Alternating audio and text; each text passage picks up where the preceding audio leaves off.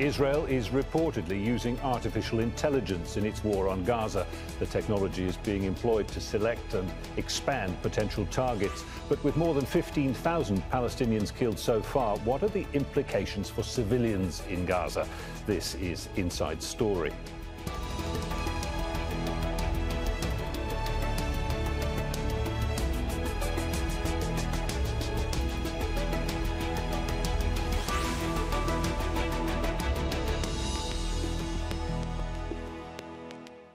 Hello there and a warm welcome to the programme. I'm Jonah. Israel's war has devastated much of Gaza. The few days of calm under a ceasefire with Hamas have all but disappeared now, with Israel resuming its airstrikes and shelling.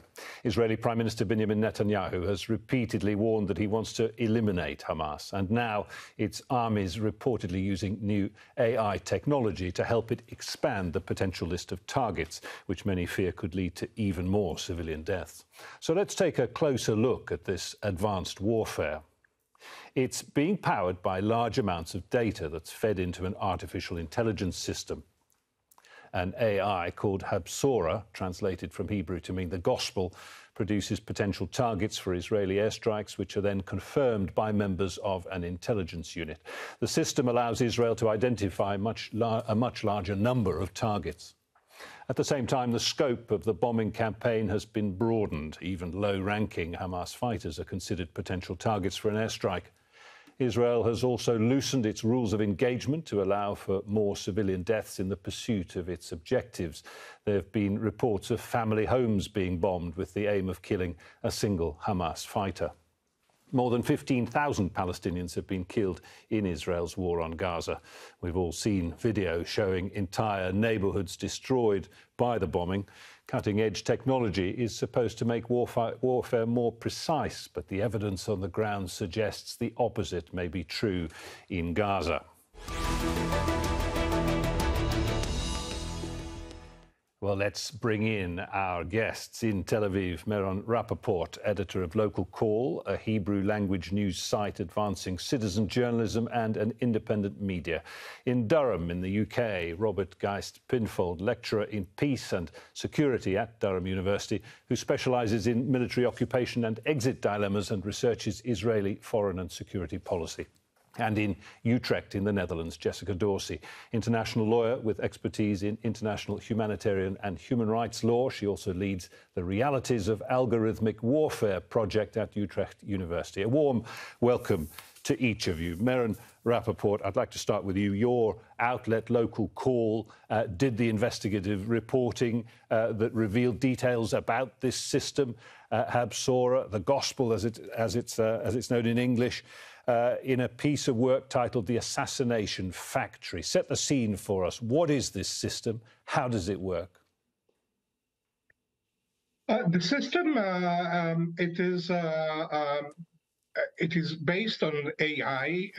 It is collecting all kind of information in order to what the army itself calls a factory for producing targets. The ex-chief of staff, Aviv Kochavi, when he left his office about a year ago, he said that prior we would have produced 50 targets a year. Now we can produce 100 targets a day. It seems that in this war, the pace is even higher. Exactly how does these targets are produced? Of course, we don't know exactly, and it's not clear even if the intelligence itself, intelligence people themselves know exactly. They do know, how that these are being produced by AI. In order to execute an attack, of course, there's a human decision in order to push the button. It's not pushed by itself. Let's be clear about it. We'll get to that. It's a relatively relative innovation in Israeli warfare. It's not the first time it's been deployed. It was first spoken about back in 2021, the 11 days of war in 2021, when Israel boasted then about fighting its first AI war using machine learning and advanced computing. Now, though, yes, presumably more advanced. Yes, it's more advanced, and I think what is really relevant is, of course, that there is this producing of targets in an AI way, in artificial intelligence way. The most incriminating or maybe worrying element in our investigation is that for every target there's a file, and in this file it's written how many civilians are in this target. So it appears that the army knows exactly how many civilians are living in such and such apartment that is being targeted for an attack. So the outcome of killing civilians is practically known in advance. So this is what makes this use of AI really, really worrisome. Yes, and sinister. Let me bring in Jessica Dorsey there. We got a bit of perspective from Meron. 50 targets a year the army used to be able to generate. Now it's 100 a day with this new AI technology, which allows them presumably to get close to this 15,000 targets that they've hit in just 35 days of war. That's according to the Israeli army itself. And by comparison, in 2014, 51 days of war, then they hit something like 5,000 or 6,000 targets, all of which accounts for the extremely high civilian death toll, shockingly high for this period of conflict. Yeah, I think what that piece illustrated were three extremely concerning aspects. Obviously, the use of AI to generate at such speed these kinds of targets. We're still not, all the details aren't quite known yet, but certainly to push back on that narrative of precision in warfare. We're seeing entire city blocks flattened. Precision is not on the order here. Another issue highlighted in the reporting from 972 is the non-military targets, the power targets, allegations that those were chosen to intend to create a shock for the civilian population. These are very concerning in legal terms, thinking along the lines of possibilities to try to terrorize a population, these kinds of things. Look, another really worrying aspect is that the loosening of the civilian casualty constraints. So essentially, in a proportionality assessment under international humanitarian law, you have to think about your direct military advantage versus the kinds of civilian harms that you can expect. And when you loosen those constraints, that used to be something like permitting perhaps dozens of civilian casualties to now hundreds, this is a recipe for disaster that's being borne by, the brunt of it is being borne by the civilians on the ground in these densely populated areas like Gaza. It's very concerning. And from an international legal perspective, I think we have to be very, very, we need to push back as an international community on the proportionality questions, as well as distinction about what kinds of targets are being exploded in these situations. Right. If they're non-military targets, this is directly contrary to international law. Well, let me put this to Rob Geist, Penfold.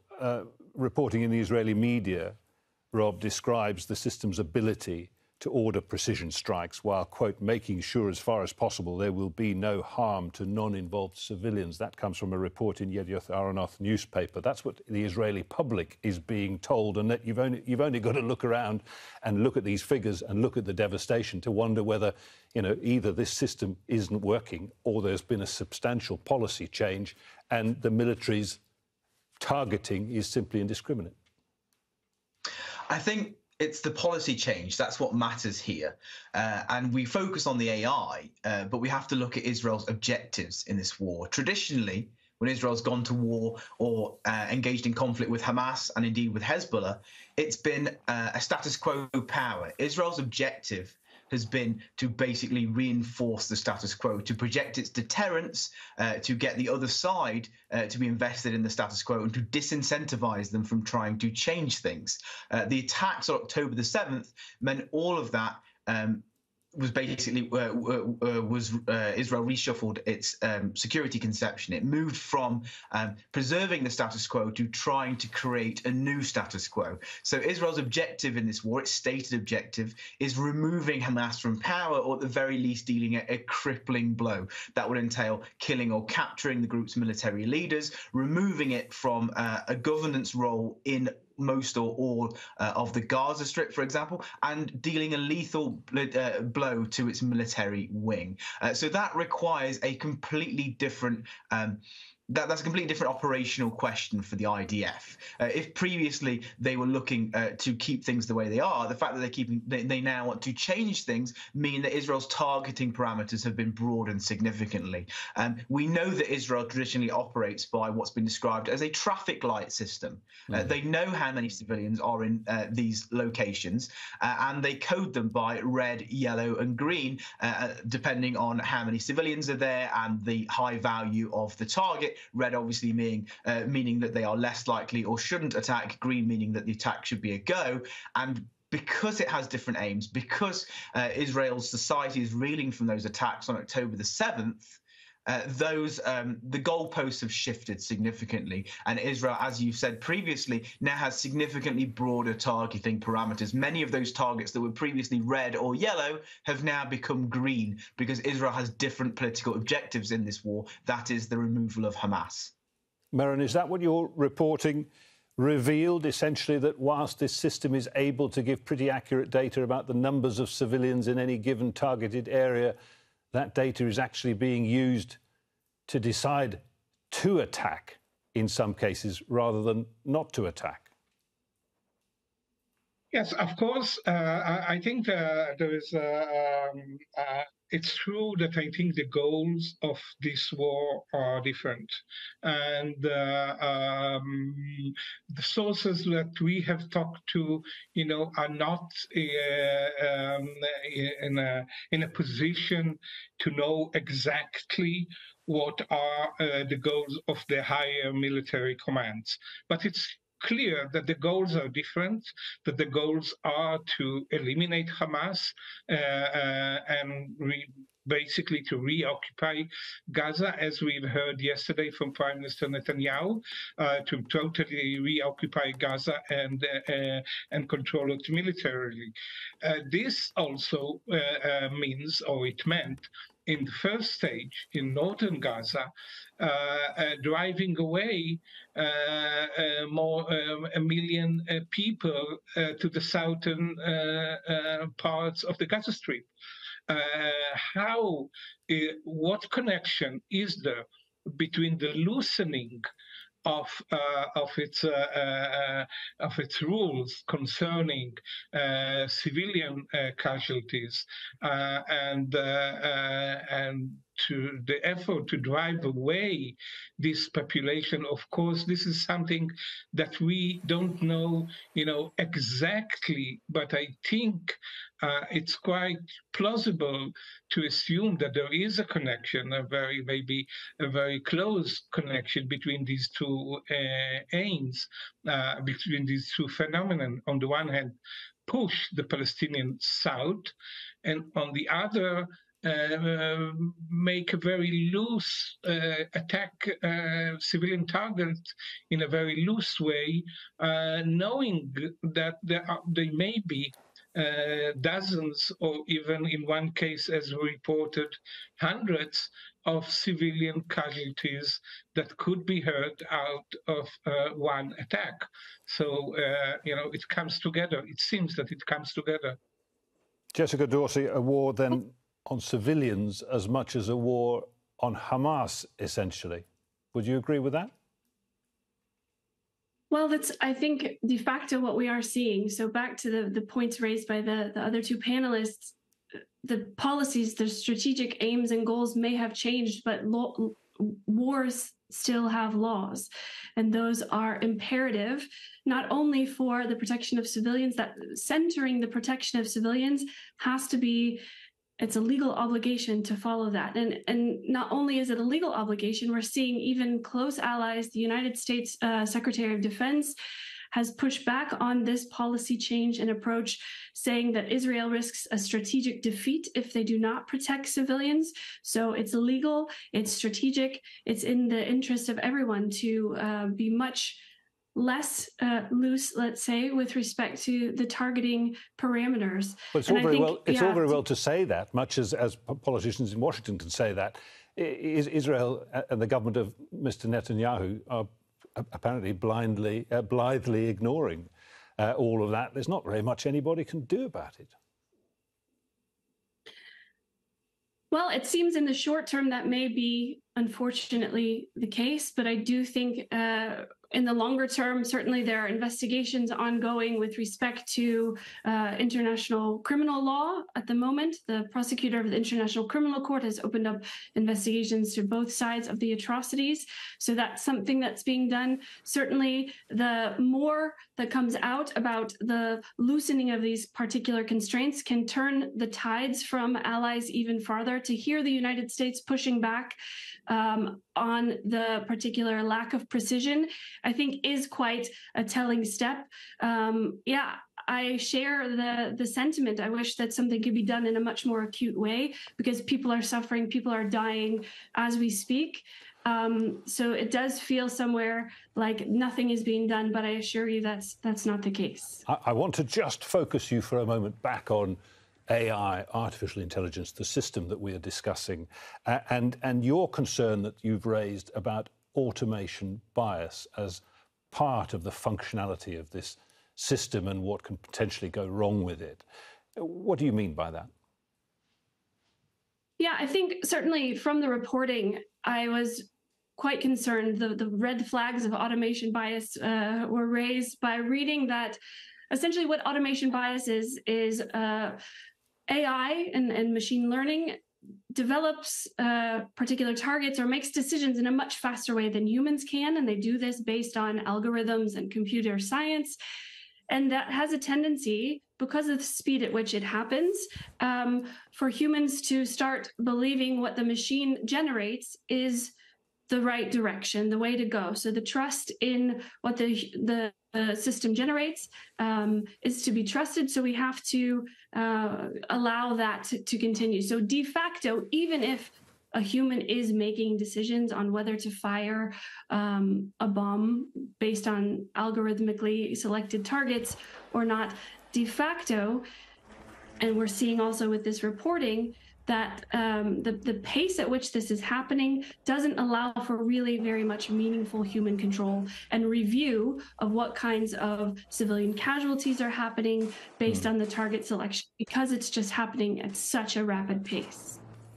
Rob, Geist, Penfold, one of the fascinating things that struck me in the reporting was that in the past, one of the problems Israel had was that it ran out of targets quite quickly because senior commanders would go immediately underground into the tunnel system and they wouldn't be able to find them. Now they've got this system which is generating these huge numbers of targets among much lower value Hamas kind of foot soldiers and enabling them to go in and hit them at home and their families and bomb and use heavy artillery in big populated apartment buildings, killing everybody in the vicinity.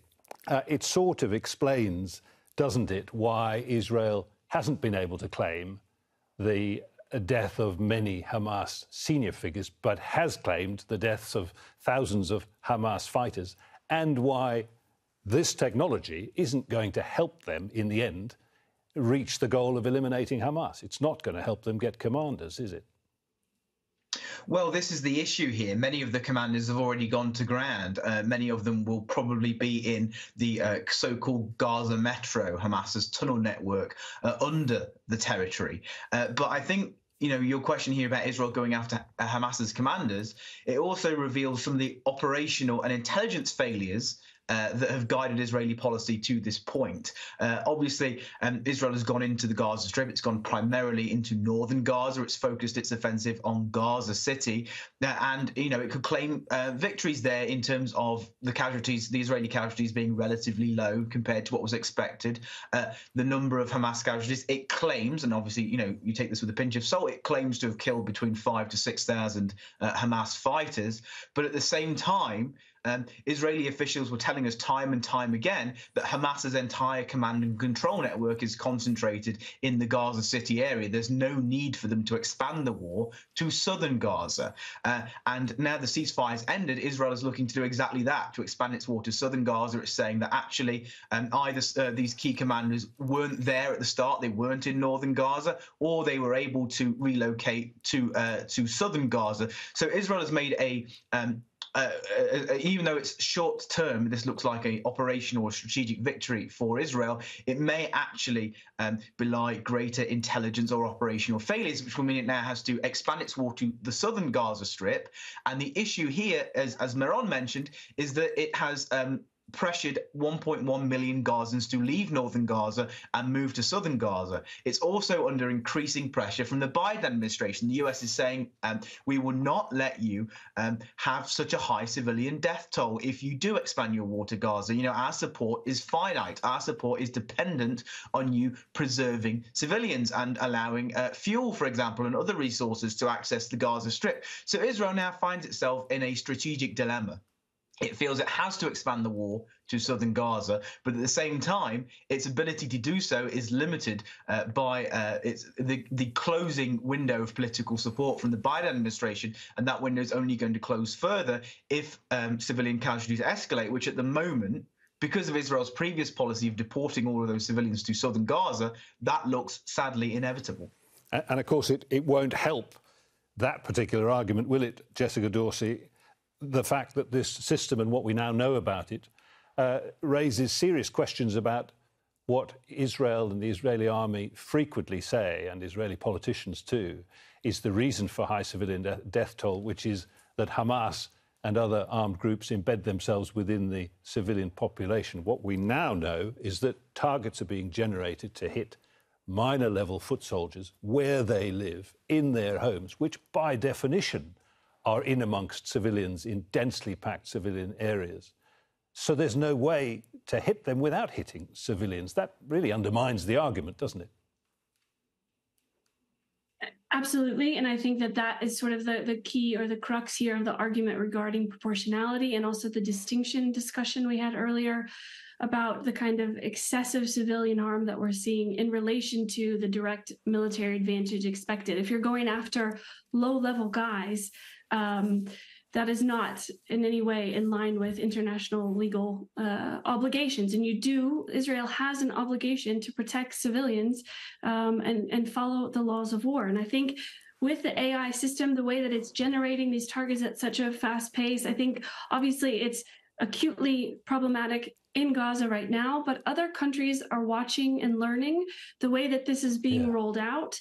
There will be actors who will tune in. Well, this is how AI ought to be, that is being used. Perhaps they're getting away with certain things. I think that's a real danger that we haven't touched upon Indeed. Just yet. Well, I wanted to ask, I wanted to put that very point to Meron Rapaport. This has got to be a fascinating experience for other militaries bent on this sort of war fighting to learn from. It's not just a targeting factory that they're looking at, but they're looking at a sort of live-fire, real-time experiment in the evolving use of artificial intelligence in this war on Gaza.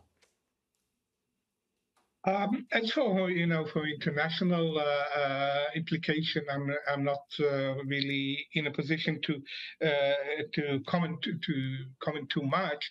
I do have to comment that Israel claims that it did hit some high-ranking Hamas leaders, heads of brigades. Hamas is not that big, but again, they did hit some high-level Hamas militant commanders.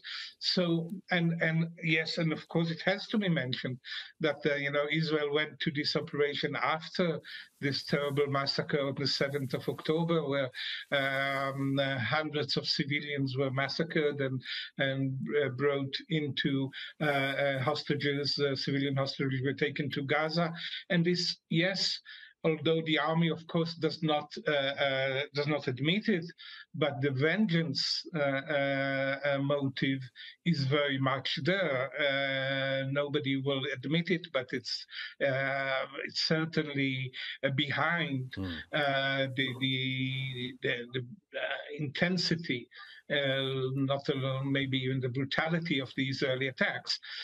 But this, as was said by my colleagues before, this does not permit Israel to ignore international law and the need to protect civilian life, not only for moral reasons, only for its own sake, because if Israel does not respect these laws, it will only create more hatred in the region. It will create generations of Palestinians who will want also to revenge, and we will go into an endless circle of violence. We will not end violence, we will create more violence.